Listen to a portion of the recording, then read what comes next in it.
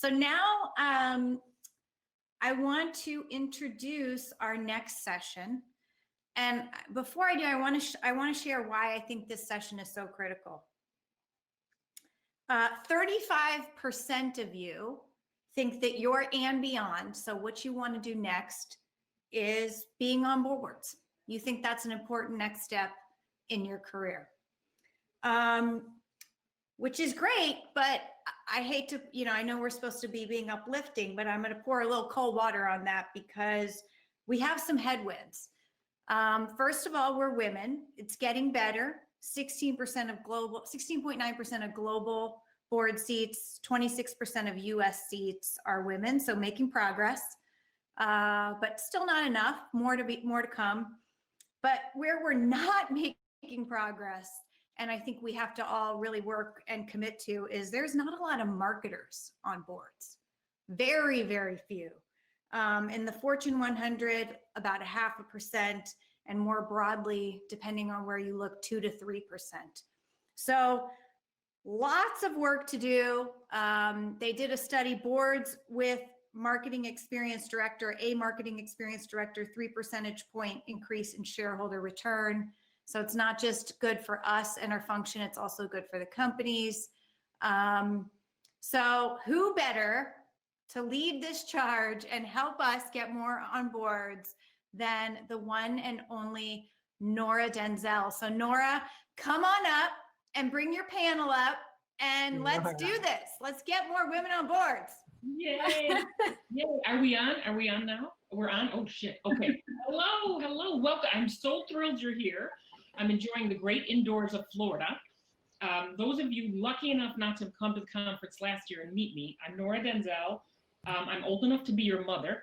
I've served on 8 public boards. I'm on 4 now, but it's not about me. We have a powerhouse here, 2 women who have devoted their careers to helping you get on a board. It's Coco and Shannon, and I'm thrilled that they're here. And we're going to talk to them about their organizations, how they can help you, and why those numbers that Latney just talked about are so dire.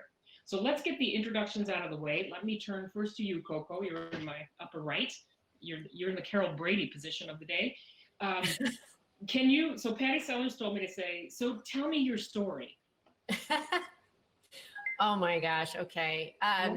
Well, I'm not gonna start in any of the usual places, I suppose. But my story is very much the same as all of yours.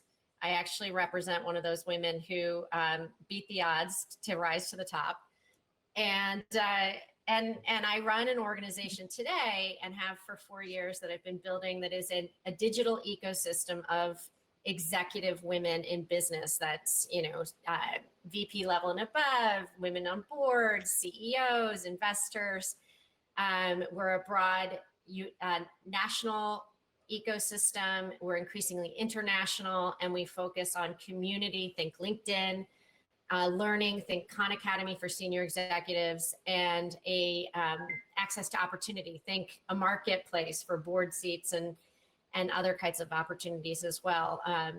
And my story is simply, I ran a tech company for 10 years, deep infrastructure tech, and all of our clients were CIOs and VPs of infrastructure, and all of our staff were sysadmins and network engineers and database administrators. And I was a very rare woman amongst a lot of men. And while I just turned 50, at the time when I was running the company, I was in my 30s and I looked like I was in my 20s. I'm blessed with, looking younger than I am, which is nice, but it didn't work for me back in the day. And became a VP in 1998 at that time that Patty talks about. And I've seen the good, the bad, and the ugly of Silicon Valley. And I parlayed all of that into a strong ecosystem of women around me that I began in 2005 as my way of dealing with my own imposter syndrome. That group of women grew to 150 or so by 2015, and I turned it into the basis of Athena. So that's all we have time for right now, probably. So that's your story. You're sticking to it. That's my story, and I'm sticking to it. For the Athena Alliance, I took away, you're the Match.com of board and women. So that's great. So Shannon Gordon, another one, let's say. So tell me your story. Sure. So I guess I'll take you back to maybe 2010. I'm sitting in snowy Chicago. I was a consultant for McKinsey and Company, and I had a hankering for what was happening in Silicon Valley, in San Francisco. And I came out to the Bay Area and joined Walmart.com, where I had the very good fortune of working for the company at a really interesting time. Retail was transitioning from brick and mortar, traditional brick and mortar, and these players like Walmart were trying to figure out how in the world to compete against this new, not so new at the time, but we were a little behind the 8 ball. This player called Amazon. And it was such an interesting and exciting time to be creating innovation within such a massive company. So that was the start to my journey in Silicon Valley. I left Walmart as a VP of customer experience, having built their omni-channel programs is what we were calling it at the time, but really order online, pick up in store, these kinds of anything that touched the site in the store. But after about 5.5 years there, I felt that I was still missing something. I wasn't getting the full Silicon Valley experience and really partaking in the startup landscape. And so I made the decision to jump ship and joined a shipping and logistics startup in the Valley, and then did a bunch of advising and consulting. I was so interested in the last panel to hear this perspective of kind of thinking about choosing your role as an investor, because that's exactly how I went about it. And I met our founder, Sukhinder Singh Cassidy, in 2018. She had been building the board list, which was, really born out of a frustration with the attitude towards gender diversity in Silicon Valley. This idea that, well, gosh, we have to wait until all of our daughters grow up through the STEM pipeline and become engineers. Well, there's plenty of leaders in Silicon Valley that don't come from the STEM background, unlike Coco, who clearly has expertise in that area. So why not put a woman on every board of a Series B company and beyond? And nobody took her up on it. Not a single investor. They were intrigued by the idea, but sort of ignored it. So she started a list of about 600 women that were all referred to her directly by board directors that she knew. And from there, built a product around it. And so now we are a talent marketplace that connects diverse individuals. We now actually expanded beyond women and include all underrepresented individuals regardless of gender, and connect them with board opportunities. So we serve private companies all the way up through public. And have had close to 2,000 companies come and find their talent on the board list. So that's my story, and I'm sticking to it. Awesome, great. So the board list, Athena Alliance. So Latany took us through the dire numbers. And so if I look at like the public companies, there's 3,000. Not many seats open every year. Last year, 432 seats opened. And I don't want to put you on the spot, Coco, but how many went to marketers? What do you think of that number? And my question is, why was it that number? So do you think it was more than 10, less than 10? What do you think? Go ahead, Coco. Well, I want to be a true politician and answer the question a little bit differently than you asked. Sure. I think that, yes, it's true. There are about 3,000 or so public companies. 80% of those companies are going to be small cap.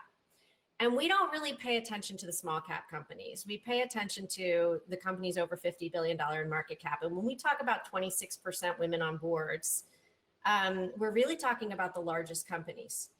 And when you look at the small cap companies and you look at the private companies, there's a lot less women on boards, even more so, right? So the 2% number of marketers on boards, yes, it's a depressing number, but it's a small, thin slice of the whole picture of the landscape of board service. And I think we over-index on focusing on those large companies. So let me put this in perspective for you. Just in the United States alone, there are 20,000 companies with over 500 employees. So most of those companies with over 500 employees are going to have boards. And even if you say the average board size is 7, some are going to have 11, some will have 5, there's 140,000 board seats. And there's actually twice as many ESOPs, which is employee stock owned companies, than there are public companies. And ESOPs need independent directors on them. I'm an independent director on an ESOP. And then there's all the private companies, right? There's thousands and thousands of private companies. So to focus so much on the thin slice and sort of the like, am I ever going to be chosen there, can almost be a deterrent to actually believing and understanding and knowing that you have a place in the boardroom. So I would just put that in context, and I would say, here's the thing to focus on as marketers. The world wants the marketing skill set in the boardroom. I absolutely fundamentally believe that and know to be true that we'll see more and more marketing capabilities in the boardroom. And let me make that broader: go to market, revenue, connection to customer and brand, and customer experience. Because the shift, there's three fundamental shifts. One is the customer is now in charge, not the company. So understanding customer is a fundamental need in the boardroom. And secondly, we are changing so quickly, and the business models for how you go to market are so rapidly evolving and so different than they were just 10 years ago, that we cannot rest on laurels of thinking we understand how to connect our business model to the market. So you see massive changes in the way companies are going to market. And thirdly, the boardroom needs the attributes of collaboration and connection and community and involvement with the outside world, with the stakeholders. We heard so much about that from the two ladies prior, about how much you need to really inspire and connect. And that is the function that is most understood by roles that are closer to customer and employee, like CHR and CMO. So I think there's a huge potential.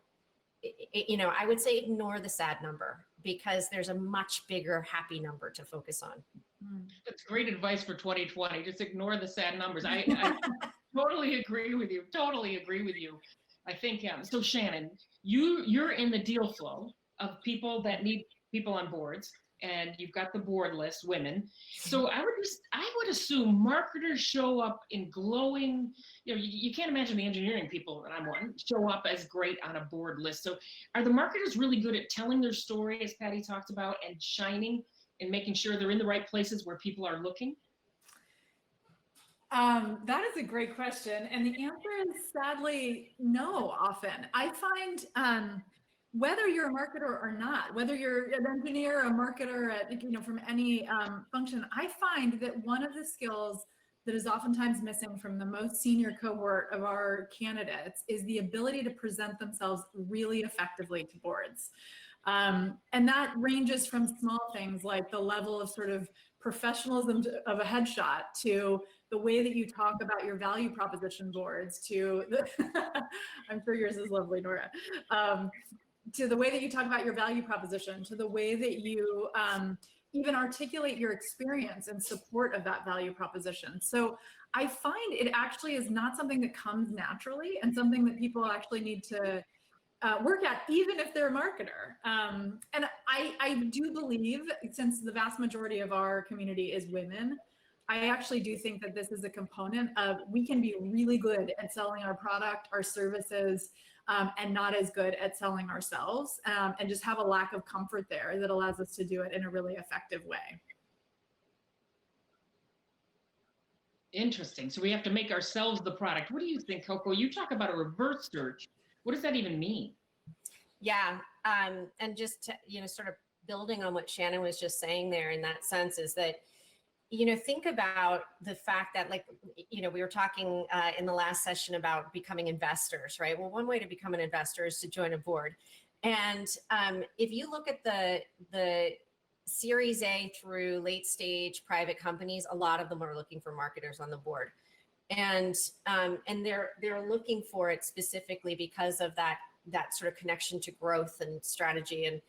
And so that's one thing I would say is, sort of bring yourself, one of the things you have to do is take yourself out of your line leadership and start to define yourself as an overarching steward of business, all the places in which you play across the company as a whole. And that'll help you to start to really understand how to tell your story. The reverse search piece that I see is this: most of us are not going to be found in a registry or found by a recruiter. most of us are going to get our board seat through networking. And registries, to a certain extent, Athena is a bit of a registry. Certainly, Board List is a registry we respect. We actually refer all of our women into Board List, and we act as an agent for women. We're trying to get them into all the different places where they're most likely to be at the right place at the right time. But a lot of that effort is also around you making sure that people are thinking about you in exactly the right context at the right time. So, for example, here, I'll just give you a little thought exercise. We have 188 women that are part of Athena who are currently on public and private boards. They represent 1,064 boards. They currently represent 576 boards. And we are all 6 degrees of separation, 1 degree of separation really from the opportunity we want, right? So one of our members was interested in serving on a board of a resort. And so she happened to find out that another one of our members is on the board of Vail Resorts. So we made the connection, right? So the reverse search idea is this: you have to kind of take the same approach that I just went through last year with my son in joining a college. You have to think about, what are my safeties, my matches, and my reaches, right? You build your story for your matches. You kind of prime the pump for everybody for the safeties and the matches, and you customize every time you want to go for a reach.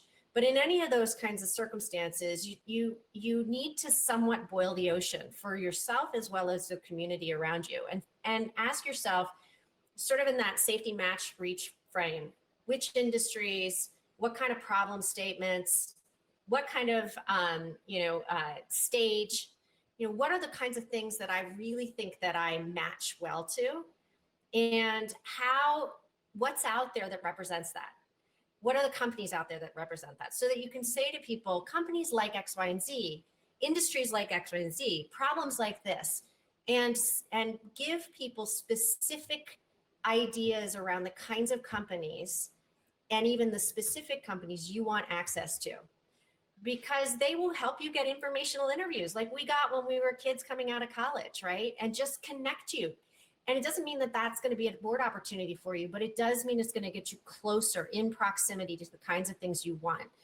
So, there's a lot to reverse search that we don't really have time for, but the general concept is try to put yourself in the same frame that your kids put themselves in, or that you put yourself in when you were looking for a college, and try to come up with the specifics around what you're going after so that you can help people navigate you to it. And then don't be shy to ask for introductions, because there's always a bidirectional value, and most people will give you an informational interview if it's very targeted. Interesting. That, it kind of comes back to what Shannon was saying, is as the marketers, you're kind of the product, and what are you best positioned for, and then kind of float your boat toward those targets. Yeah. So Shannon, you've seen marketers show up on the docket. How do they perform in the interviews? What advice would you have, especially for a marketing person, to secure a board seat on any company? Yeah, a couple of things. I mean, I think actually Coco touched on something that's really important, which is oftentimes when we think about a board opportunity, we spend a lot of time evaluating our own story, which is absolutely right. It needs to be spot on, but spend less time, interestingly, even as marketers, thinking about our product market fit. Like, who are we targeting? What are we appropriate for? For whom will we actually be a thought leader, right? Because the board wants somebody who is going to be additive to the thinking. And that might mean, you may have great startup experience, and that way, and therefore are like enormously valuable to a public company that is trying to figure out innovation. Or you might, as a startup CMO, be really valuable to a company that is the stage just below the company that you just helped take to $100 million in revenue, right? So I think being really thoughtful, this point about scale and what types of companies are you going to be a thought leader for is one that's really helpful to think through.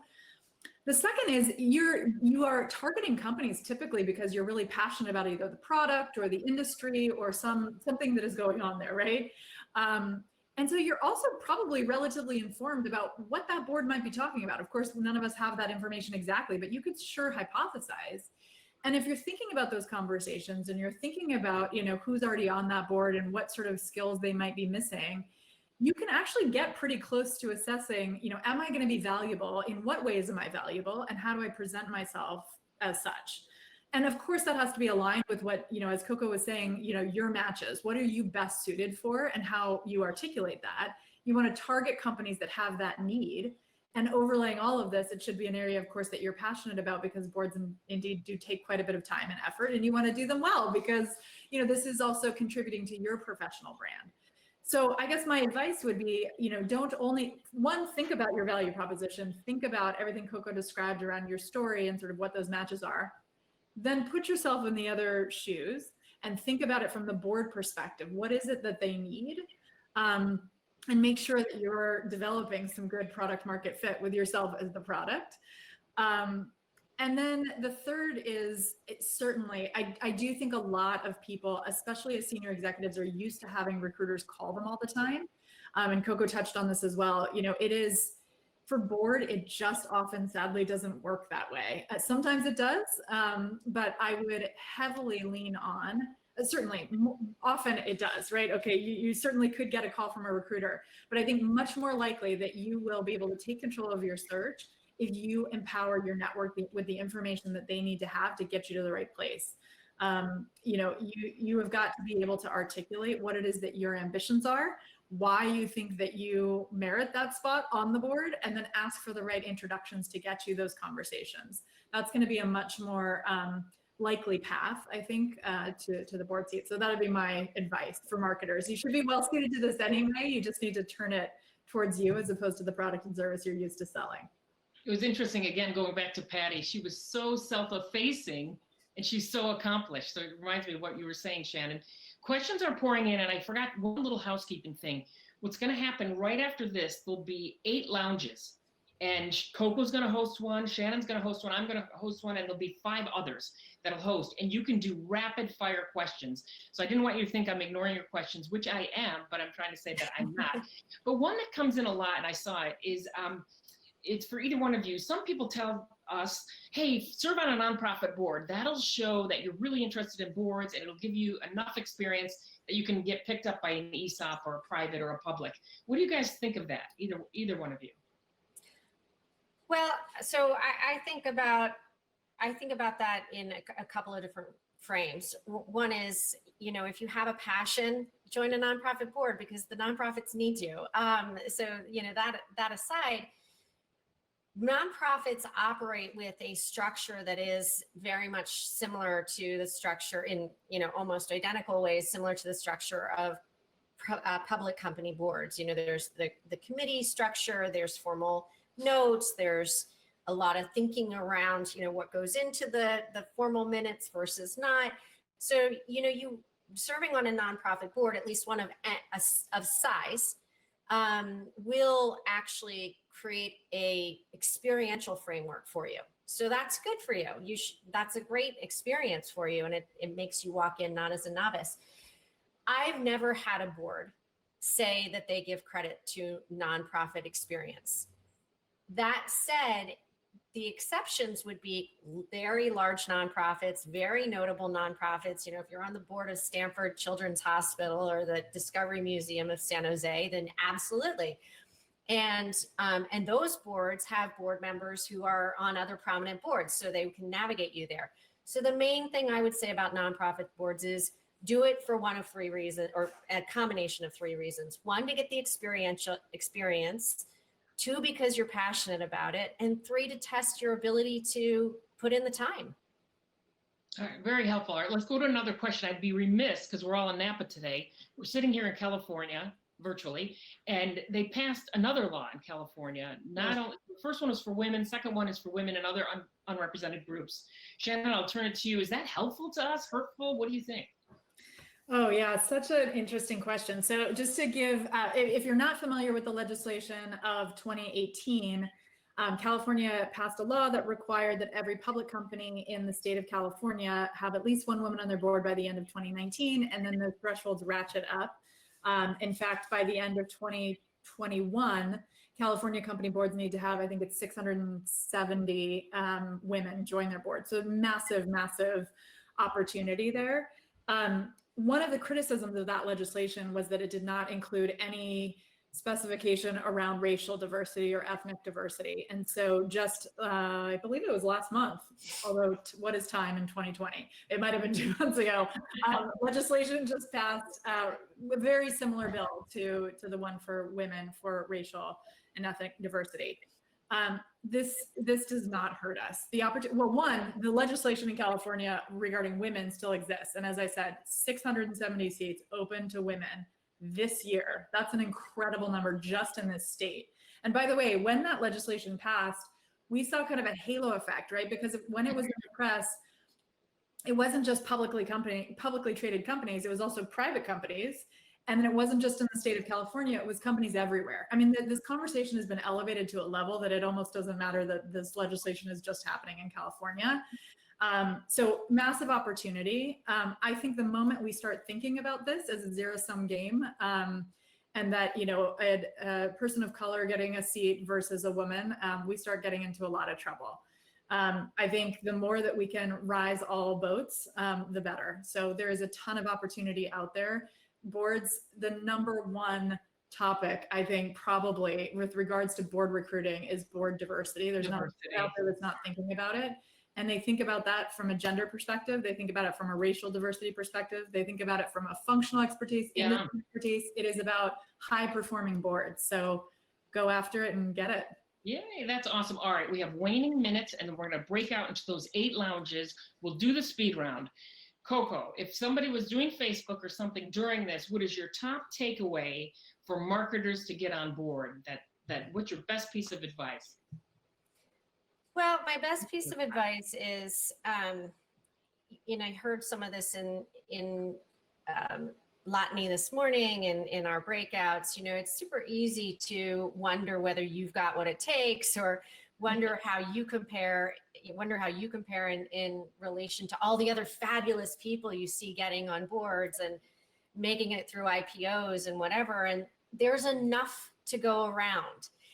Think of it as a spectrum, right? There's from Series A all the way up to mega cap. There's scale, and you've seen scale, and you've led different experiences. So to me, I would say, you know, I think the biggest barrier for a lot of us is not knowing that we have that place. And I'm here to tell you, after you know, thousands of engagements with women and boards, figuring out what the fit is, you have a place. You really do. And yes, you have to show that you've got the senior leadership experience to be able to be in that room, and that you've seen scale that they need to move to. But otherwise, it's about how you tell your story, and it's about how you network. So take the first step.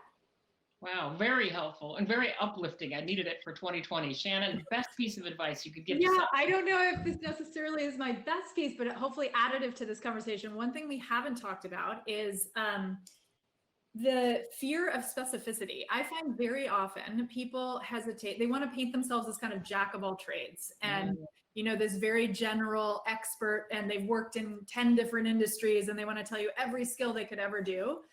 I think, you know, boards come at us with a very specific set of criteria. And if you don't match that and you're very general, you're unlikely to ever match to a company. So as counterintuitive as it feels, I think, you know, you sort of want to hit the sweet spot between being too specific and too general. But overall, I would say the more that you can specify your unique value proposition, the better suited you're going to be for some companies. And that'll mean you're a no for many, but I'd rather be a yes for a few that are the right match than paint myself as a jack of all trades and never quite really hit the mark. So I think about that as you think about positioning yourself and your pitch, and we can talk about this in the breakout session if you're joining mine or Coco's as well, is, you know, hitting that right note of specificity and making sure that you really are carving out something that's unique and being able to tell that story in a really compelling way. Yeah, that's hugely helpful, especially for your first board. We put like purple elephants on the first board. We're looking for consumer marketing in the security space. And that's your first board. Once you get the first one, then you have governance. Awesome session. See you guys in one of the 8 lounges. Appreciate it.